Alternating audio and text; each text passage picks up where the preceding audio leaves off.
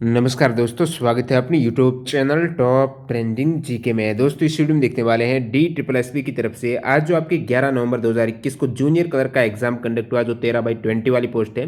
तो इस एग्जाम्स के दोनों पारियों में पूछे गए सभी जीके के सवाल एक्स्ट्रा फैक्ट सहित जानने वाले हैं, जो आने वाले किसी भी कम्पिटेटिव एग्जाम्स के लिए काफी महत्वपूर्ण है। तो वीडियो के अंत तक जरूर बने रहना। सभी सवाल 100% रियल और ऑथेंटिक है, तो इस बात पर लाइक करते हुए कंटिन्यू करना। इनमें से मैक्सिमम सवाल है जो आपके एनटीपीसी 2021 में एग्जाम हुआ है, इनमें से रिपीट हुआ है। तो यदि आप एनटीपीसी के जो टॉपिक वाइज जीके के क्वेश्चन है उसकी पीडीएफ फाइल डाउनलोड करना चाहते हो तो हमारी वेबसाइट विजिट कर सकते हो। डिस्क्रिप्शन बॉक्स में डेमो वीडियो की लिंक मिल जाएगी, कैसे डाउनलोड करना है वो आप चेक कर सकते हो। बाकी इसकी पीडीएफ फाइल आपको हमारे टेलीग्राम चैनल पर मिलने वाली है। जिन भी कैंडिडेट ने टेलीग्राम चैनल ज्वाइन नहीं किया, लिंक डिस्क्रिप्शन बॉक्स में क्लिक करके ज्वाइन कर लेना। सबसे पहले देखने वाले प्रथम पारी में पूछे गए सवाल, उसके बाद देखेंगे सेकंड शिफ्ट में पूछे गए जीके के सवाल। ये सभी इंपॉर्टेंट सवाल जाने उससे पहले मैं आपको बता दूं, आप किसी भी कॉम्पिटिटिव एग्जाम्स की तैयारी करते हो, अपनी तैयारी को परखने के लिए, सही डायरेक्शन देने के लिए, टाइम मैनेजमेंट हो गया, इन सभी के लिए स्मार्ट वर्क के तौर पर आपको मॉक टेस्ट लगाना बहुत ज़्यादा जरूरी है। इससे आपकी 50% तैयारी तो मॉक टेस्ट से ही कवर हो जाती है। और मॉक टेस्ट के लिए टेक्स्ट बुक इसलिए बेहतरीन प्लेटफॉर्म है क्योंकि यहाँ पर एक तो आप सभी एग्जाम्स की मॉक टेस्ट है वो एक ही पास के अंतर्गत लगा सकते हो। चाहे आप किसी भी एग्जाम की तैयारी करते हो, रेलवे की करते हो, बैंकिंग की, डिफेंस की, एसएससी की, या फिर अदर कोई भी स्टेट लेवल गवर्नमेंट एग्जाम से एक ही पास में ये मॉक टेस्ट अवेलेबल हो रहे हैं। अभी यहाँ पर ऑफर चल रहा है, यदि आप यहाँ पर टीटीजी के कूपन कोड यूज करते हो तो आपके एक्स्ट्रा 30% का और डिस्काउंट मिल जाएगा। अभी 12 की बजाय आपको 14 मंथ की वैलिडिटी मिल रही है, जो कि 24 आवर की ये आपकी जो लिमिटेड डील है, इसका फायदा उठा सकते हो। तो डिस्क्रिप्शन बॉक्स में आपको लिंक मिल जाएगी, टेक्स्ट बुक ऐप या फिर वेबसाइट, दोनों से टीटीजी के कूपन कोड यूज करते हुए ये mock test same exam pattern पर आधारित आप अटेम्प्ट कर सकते हो। तो चलिए कंटिन्यू कर लेते हैं। सबसे पहले जानते हैं प्रथम पारी में पूछे गए जीके के सवाल। सवाल नंबर 1, राष्ट्रीय मानवाधिकार आयोग की स्थापना कब की गई थी? राष्ट्रीय मानवाधिकार आयोग की स्थापना हुई थी दोस्तों 12 अक्टूबर 1993 को। कब? 12 अक्टूबर 1993 को। एनटीपीसी एग्जाम में एक सवाल पूछा गया था, राष्ट्रीय मानवाधिकार आयोग के अध्यक्ष कौन होते हैं? तो अध्यक्ष के लिए जो योग्यता चाहिए, भारत के मुख्य न्यायाधीश या फिर सर्वोच्च न्यायालय का वो न्यायाधीश रहा हो, वही राष्ट्रीय मानवाधिकार आयोग का अध्यक्ष रह सकता है। क्योंकि मानवाधिकार है, मानव के हित में न्याय का कार्य कर रहा है, इसका मतलब वो न्यायालय से संबंधित है। तो अध्यक्ष मुख्य न्यायाधीश या फिर सर्वोच्च न्यायालय का न्यायाधीश रहा हो। और जो राष्ट्रीय मानवाधिकार आयोग है, एनएचआरसी है, इनमें जो शामिल सदस्य रहते हैं, एक तो अध्यक्ष हैं और 4 सदस्य अन्य रहते हैं पदेन सदस्यों को छोड़कर। ये 4 सदस्य और अध्यक्ष हैं। इस प्रकार ये निम्न सदस्य हैं, जिसमें अध्यक्ष भारत के मुख्य न्यायाधीश होते हैं, एक सदस्य जो भारत के सर्वोच्च न्यायालय का न्यायाधीश है या फिर रहा हो, और एक उच्च न्यायालय का मुख्य न्यायाधीश है, और बाकी जो 3 सदस्य हैं जिनमें से कम एक ऐसी महिला होगी जिसे उन लोगों के बीच नियुक्त किया जाएगा जिनके पास मानव अधिकारों से संबंधित मामलों का ज्ञान और व्यवहारिक अनुभव है। तो एक महिला भी यहाँ पर होने वाली। दोस्तों एनटीपीसी एग्जाम में मानवाधिकार से संबंधित एक सवाल पूछा गया था जो कि ग्लोबली है, संयुक्त राष्ट्र मानवाधिकार परिषद की स्थापना है वो कब की गई थी? तो वो 2006 में की गई थी, जिसका हेडक्वार्टर जेनेवा स्विट्जरलैंड में है। नेक्स्ट सवाल देखते हैं, 2018 एशियाई खेल में भारत ने कितने मेडल जीते थे? ये सवाल आज आपके पूछे गए हैं प्रथम पारी में।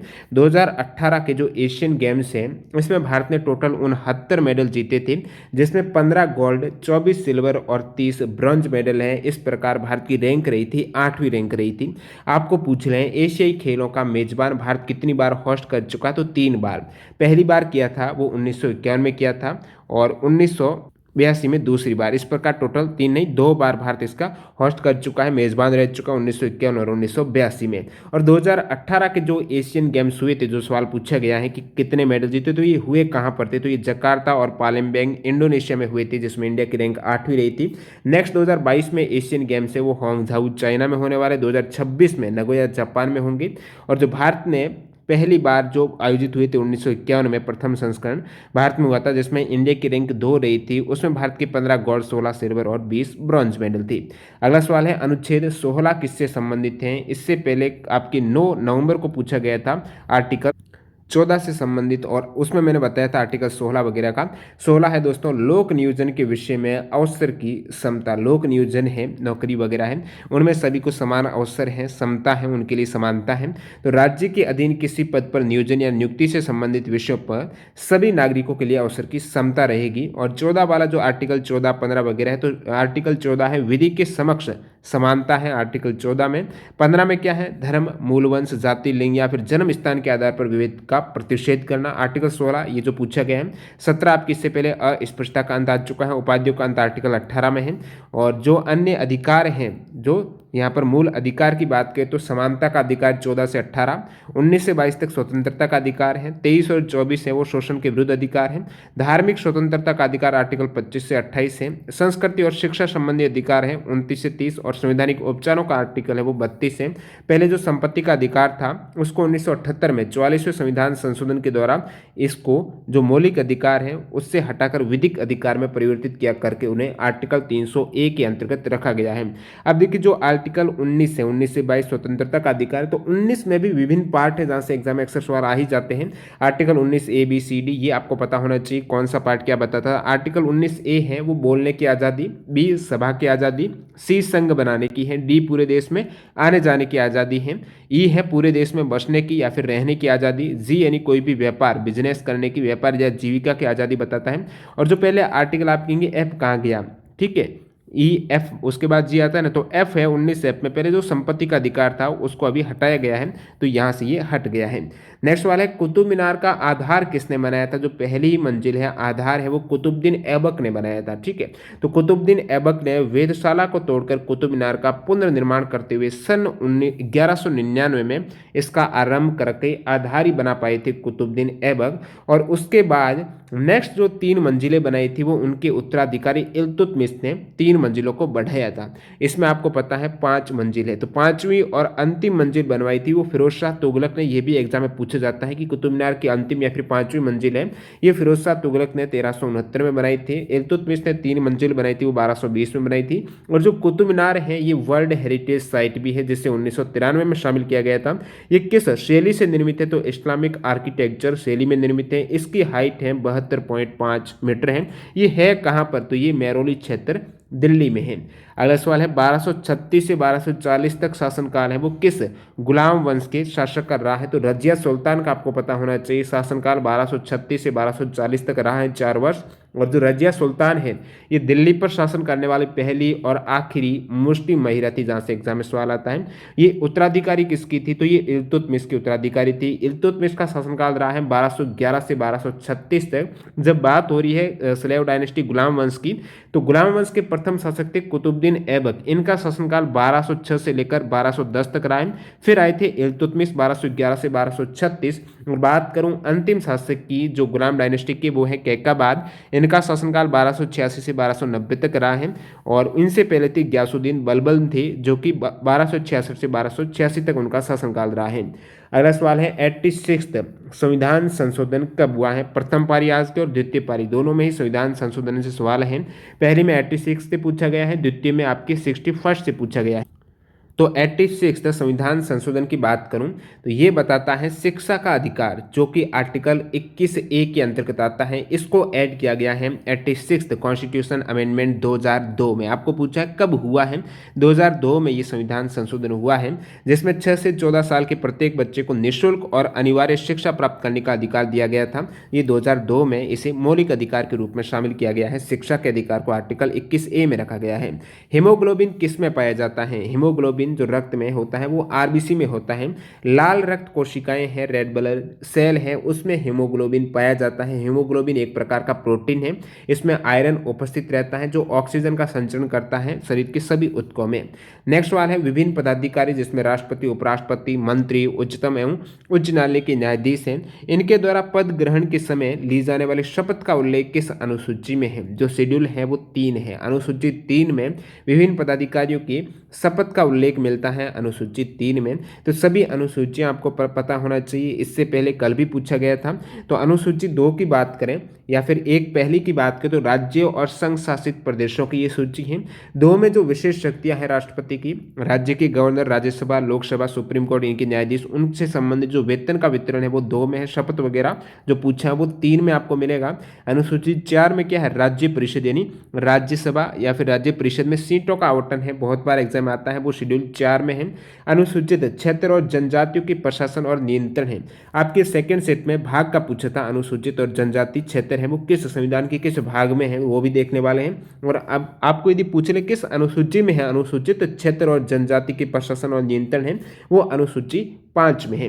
असम, मेघालय, त्रिपुरा, मिजोरम। असम, ये बहुत बार राज्यों का पूछ लिया जाता है कि अनुसूची 6 में कौन सा राज्य नहीं है, तो ये 4 राज्य हैं, असम, मेघालय, त्रिपुरा और मिजोरम है, जिसके जनजातीय क्षेत्र का प्रशासन का उल्लेख प्रावधान अनुसूची 6 में है। अनुसूची 7 में क्या है, जो 3 विभिन्न समवर्ती सूची है, राज्य सूची और संघ सूची का वर्णन अनुसूची 7 में है। और जो भारत की आधिकारिक भाषाएं हैं वो कौन सी शेड्यूल में है, 8 में है। अनुसूची 9 में क्या है, तो 9 में आपको मिलेगा भूमि कार्यकाल, भूमि कर, रेलवे, उद्योग से संबंधित। अनुसूची 10 में दल बदल वाला है, 11 में पंचायती राज है, 12 में नगर निगम के प्रावधान। ये तो 12 सभी 12 अनुसूचियां हैं, उनका आपको पता होना चाहिए। संविधान के भाग, अनुसूची और आर्टिकल जो इंपॉर्टेंट है, या फिर आप सर्च कीजिएगा आर्टिकल टॉप ट्रेनिंग जी के, जो भी इंपॉर्टेंट प्रीवियस एग्जाम में अनुच्छेद से संबंधित सवाल पूछे गए, वेरी इंपॉर्टेंट वीडियो डाला हुआ, देख सकते हो। राष्ट्रपति निर्वाचन की योग्यता क्या है, तो राष्ट्रपति या फिर उपराष्ट्रपति के निर्वाचन की योग्यता से पूछा हुआ सवाल था। तो राष्ट्रपति निर्वाचन की योग्यता की बात करूं तो राष्ट्रपति की योग्यता का जो आपको आर्टिकल मिलता है वो 58 है। 58 में उनका वर्णन मिलता है कि राष्ट्रपति की कौन सी योग्यता होगी निर्वाचन के लिए। राष्ट्रपति, इनके लिए कम से कम 35 वर्ष की आयु होनी चाहिए और वह किसी भी पद के लाभ पर कोई भी पद पर कार्यरत न हो, लाभ वाले पद पर। साथ ही साथ लोकसभा का सदस्य निर्वाचित होने की योग्यता पूरी करता हो, वो राष्ट्रपति पद के लिए योग्य है। और राष्ट्रपति पद का उल्लेख भारत का एक राष्ट्रपति होगा, ये किस आर्टिकल में है, आर्टिकल 52 में है। सेकंड सेट में ये सेम सवाल पूछा गया है। आर्टिकल 60 बताता है कि राष्ट्रपति सर्वोच्च न्यायालय के मुख्य न्यायाधीश के समक्ष पद एवं गोपनीयता की शपथ लेता है। आर्टिकल 63 है, भारत का उपराष्ट्रपति के बारे में वर्णन करता है। और 52 है, वो भारत के राष्ट्रपति के बारे में पद का प्रावधान बताता है। और अभी वर्तमान में भारत के जो उपराष्ट्रपति वो कौन से नंबर के, 13वें हैं, वेंकैया नायडू हैं। 12वें कौन थे, हमीद अंसारी थे, 2007 से 17 तक रहे हैं। अगला सवाल है, कौन सा पर्वत भारत में नहीं है, जिसमें एक ऑप्शन था अन्नपूर्णा पर्वत, ये भारत में नहीं है क्योंकि ये नेपाल में है, इसलिए वो आपको करेक्ट करना था। नेक्स्ट सवाल है, राज्य और संबंधित नृत्य का आपको सही मिलान करना था। तो नृत्य से संबंधित प्रत्येक सेट में आपके 3 से 4 सवाल पूछे जाते हैं, सभी राज्यों के नृत्य जरूर रट लेना। राज्य और संबंधित नृत्य की बात करें तो ये 3 विकल्प तो स्टूडेंट ने बताए। चौथा क्या था, जिन भी कैंडिडेट एग्जाम हुआ कमेंट करके बता सकते हो। गुजरात के नृत्य हैं वो गरबा, डांडिया, टिप्पणी जुरन और भावाई नृत्य गुजरात की। राजस्थान की घूमर है, गणगौर है, कालबेलिया, चरी नृत्य ये राजस्थान की है। मध्य प्रदेश के जवारी मटकी है और खाड़ा नाच है, फूलपत्ती, गिरदा नृत्य हैं, सालेलार की, ये मध्य प्रदेश के हैं। तो ये कुछ इंपॉर्टेंट नृत्य आप जरूर देख लेना। अब देख लेते हैं, ये कुछ आपके 40 सवाल वैसे जीके के थे, उनमें से 11 सवाल ही स्टूडेंट बता पाए, तो जो भी ऑथेंटिक सवाल है वो मैंने आपको बता दिए। जिन भी कैंडिडेट ने एग्जाम दिया है प्रथम पारी का, इसके अतिरिक्त उनको सवाल याद है तो कमेंट बॉक्स में जरूर बताना। अब देखते हैं सेकंड सेट में पूछे गए जीके के सवाल, जो शिफ्ट हुई थी 12:30 से 2:30 वाली। तो सेकंड सेट का जो पहला सवाल है, विश्व बैंक का हेडक्वार्टर कहाँ पर है। विश्व बैंक, उसका मुख्यालय है वाशिंगटन डीसी, यूनाइटेड स्टेट में। एग्जाम आता है कि विश्व बैंक की स्थापना कब हुई थी, तो विश्व बैंक की स्थापना 1944 में हुई थी। कब, 1944 में हुई थी। इसकी 2 प्रमुख इंस्टीट्यूट हैं, आईबीआरडी हो गई और जो वर्ल्ड बैंक है। तो आईबीआरडी की स्थापना, तो ये जो सेटअप हुआ है स्थापना से बाद, वो 1945 में हुआ है। और एक आईडीए है, तो आईडीए के जो सदस्य देश है वो 173 है, आईबीआरडी के 189 हैं। और विश्व बैंक की वर्तमान में जो सीएफओ है वो अंशुला कांत है, जो कि भारतीय है। और सदस्य देश हो गए 189 और अध्यक्ष है विश्व बैंक की वो डेविड मालपास है। अगला सवाल है, स्वराज पार्टी की स्थापना किसने की थी। मोतीलाल नेहरू और चित्तरंजन दास ने की थी। बहुत बार कॉम्पिटिटिव एग्जाम्स में रिपीट होता है ये सवाल। स्वराज पार्टी की स्थापना याद रखना है 1923 में की थी। किसने की थी, मोतीलाल नेहरू और चित्तरंजन दास ने की थी, जिसमें सेक्रेटरी थे मोतीलाल नेहरू। देखिए ये है स्वराज पार्टी। आपको पूछ रहे पूर्ण स्वराज की मांग कब की गई थी, तो 1929 में, बात है 31 दिसंबर की। उस समय कांग्रेस का लाहौर अधिवेशन था, उसमें जवाहरलाल नेहरू की अध्यक्षता में प्रस्ताव पारित करके भारत के लिए पूर्ण स्वराज की मांग की गई थी। तो ये दोनों ही अलग अलग हैं। नेक्स्ट वन यहाँ पर बुक से पूछे गए हैं, लिसनिंग, लर्निंग और रीडिंग पुस्तक के लेखक कौन है। अगस्त 2019 के करंट अफेयर से संबंधित सवाल कह सकते हो, क्योंकि उस समय ये बुक को विमोचन किया था। किसने किया था, गृह मंत्री अमित शाह ने। तो ये बुक्स है उपराष्ट्रपति एम वेंकैया नायडू की पुस्तक है। तो आपको यदि लेखक का पूछा है तो एम वेंकैया नायडू, और विमोचन का पूछा तो अमित शाह ने किया था। इस पुस्तक का नाम है लिसनिंग, लर्निंग एंड रीडिंग, जिसका विमोचन किया गया था 12 अगस्त 2019 को। गृह मंत्री अमित शाह ने, ये उपराष्ट्रपति एम वेंकैया नायडू पर आधारित पुस्तक है। और ये पुस्तक पिछले 2 वर्ष में, 2019 से पहले 2 वर्ष में देश भर में उपराष्ट्रपति के 330 सार्वजनिक कार्यक्रम की झलक दिखाती है। अगला सवाल है, वायुमंडल की कौन सी परत रेडियो प्रसारण में सहायक आवश्यकता करती है। इससे पहले आपके 9 नवंबर वाले एग्जाम में पूछा गया था कि जो ओजोन मंडल है, ओजोन परत है, वो किस वायुमंडल की परत में आता है, जो समताप मंडल था। तो वायुमंडल की परत से आज सवाल है कि रेडियो प्रसारण में सहायता है ये आयनोस्फीयर में होती है। कौन सा? आयन मंडल है। कामाख्या मंदिर कहाँ पर है? सभी को पता होगा। कामाख्या असम में गुवाहाटी शहर के पश्चिमी भाग में है, जो नीलाचल पहाड़ी वहां पर, तो असम के गुवाहाटी में है कामाख्या टेम्पल। राष्ट्रपति पद का उल्लेख किस आर्टिकल में है? राष्ट्रपति पद का उल्लेख अनुच्छेद 52 में है।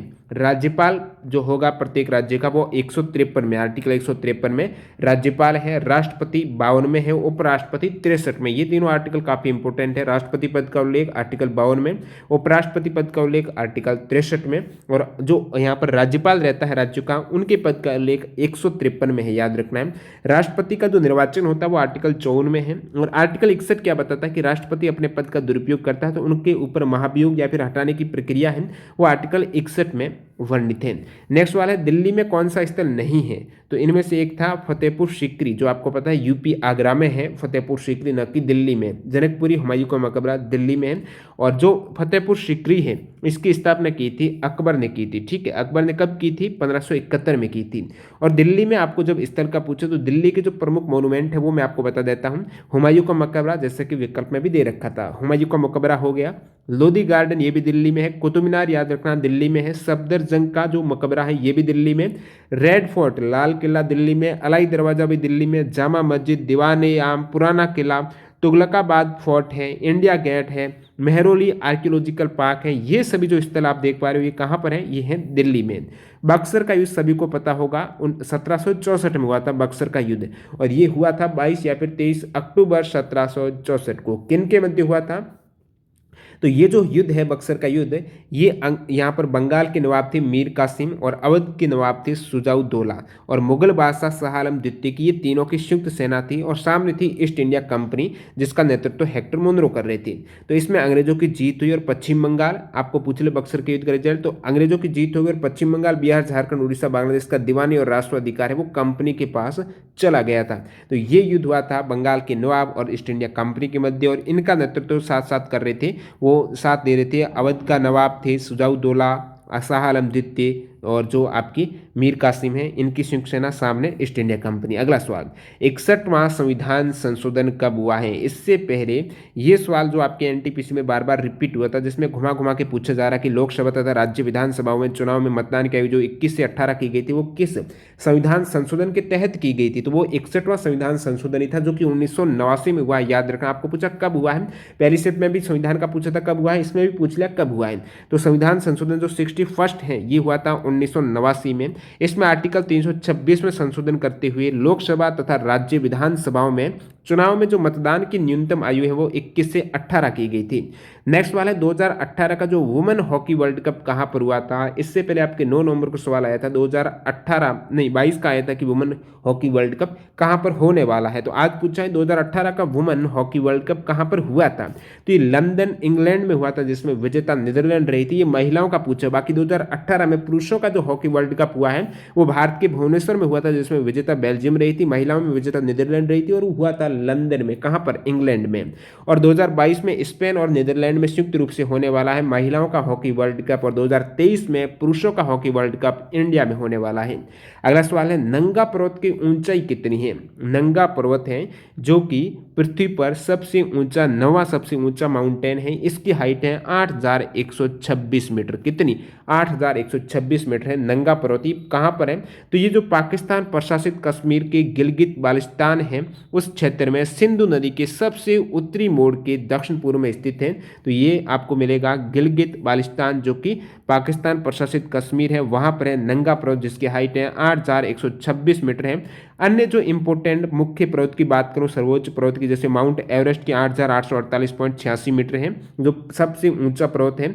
और जो केटू है उसकी हाइट है सेकंड, जो 8611 मीटर है। गॉडविन ऑस्टिन कहा जाता है केटू को, जो कि ट्रांस हिमालय की काराकोरम श्रृंखला में आता है केटू। इसकी हाइट 8611 है।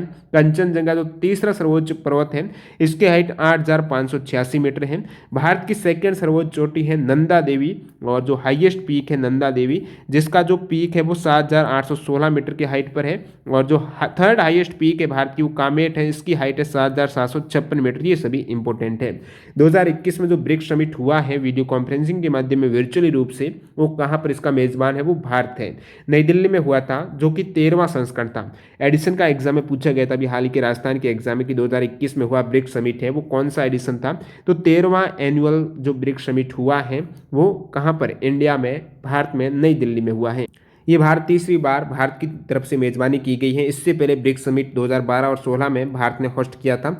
ब्रिक्स यानी जो 5 देश हैं, ब्राजील, रशिया, भारत, चाइना और दक्षिण अफ्रीका है। और इसका पहला ब्रिक्स सम्मेलन हुआ था वो यekaterinburg रशिया में होता 2009 में। आपको पता होगा जो 11वां ब्रिक्स सम्मेलन है वो 2019 में ब्राजील की राजधानी बर्सिलिया में हुआ था। नेक्स्ट वाले हैं भ्रष्टाचार धारणा सूचकांक, जो CPI है, भ्रष्टाचार धारणा सूचकांक 2020 में, जो इंडेक्स अभी फरवरी या फिर जनवरी 2021 में रिलीज हुआ था। तो इसमें फर्स्ट रैंक किसकी रही है, जो सबसे शीर्ष स्थान पर देश रहा है भ्रष्टाचार धारणा सूचकांक में, वो कौन सा देश रहा है। तो फर्स्ट रैंक है वो न्यूजीलैंड और डेनमार्क ने संयुक्त रूप से 88 के स्कोर के साथ पहला स्थान हासिल किया है। सबसे निचले पायदान पर है सोमालिया और दक्षिण सूडान है, वो 12 स्कोर हासिल कर पाए हैं, जो सबसे निचले पायदान पर है। और ये जो इंडेक्स है भ्रष्टाचार धारणा सूचकांक है वो ट्रांसपेरेंसी इंटरनेशनल के द्वारा जारी किया जाता है। और 2020 के इस इंडेक्स में भारत की रैंक 180 देशों में से वो 86 रही है। कौन सी रैंक रही है, इंडिया की 86 रही है। और जो ट्रांसपेरेंसी इंटरनेशनल के द्वारा ये इंडेक्स जारी किया जाता है तो इसका हेडक्वार्टर कहाँ पर है, तो बर्लिन, जर्मनी में इसका मुख्यालय है। इंडिया की रैंक याद रखना 86 है। टॉप क्या है, न्यूजीलैंड और डेनमार्क ने। अगला सवाल है अनुसूचित और जनजाति क्षेत्र संविधान के किस भाग में उल्लेखित है। अनुसूचित और जनजाति क्षेत्र है, ये भाग 10 में इसका वर्णन मिलता है। तो सभी भाग हैं 22 भाग, आप जरूर देख लेना। भाग 9 में किसका वर्णन है, पंचायत का। 9A में नगर पालिकाओं का वर्णन है। और अनुसूचित और जनजाति क्षेत्र है भाग 10 में। Who is the author of book second night. Second night जो पुस्तक की इसके लेखक है राजीव डोगरा। एक बांसुरी में, फ्लूट में कितने हॉल होते हैं, 7 होते हैं। ऑप्शन पर आधारित क्या थे, बाकी कुछ फ्लूट्स में 8 भी होते हैं, तो ये डिपेंड करता है। बाबर एवं अकबर का शासनकाल आपको पूछा है तो सभी मुगल वंश का मैं क्रम सहित आपको शासनकाल बता देता हूँ। सबसे पहले बाबर है 1526 से 1530 तक इनका शासनकाल। उसके बाद हुमायूं 1530 से 1540 है, 1555 से 1556 तक। फिर आपके आ जाते हैं अकबर 1556 से 1605 तक इनका शासनकाल रहा। तो बाबर और अकबर का ये हो गया। अकबर के याद रखना 56 से 1605 तक। जहांगीर का 1605 से 1627, शाहजहां का 1628 से 1658 है। औरंगजेब का 1658 से 1707, बीच में और भी शासक आए थे। और लास्ट में थे बहादुर शाह द्वितीय या फिर जफर, इनका शासनकाल 1837 से 1857 तक रहा है। एक सवाल था राजा राममोहन राय कौन थे, कह सकते हो धर्म सुधारक, समाज सुधारक, तो क्या ऑप्शन थे बताना कमेंट करके। राजा राममोहन राय के 2 इंपॉर्टेंट कार्य की बात कहूँ, वैसे इन्होंने ब्रह्म समाज की स्थापना की थी। ठीक है, ब्रह्मा समाज की स्थापना है वो 1828 में की थी। और उसके बाद ये समाज बन गया ब्रह्मा समाज 1830 में, तो इन्हीं के द्वारा स्थापना की गई है।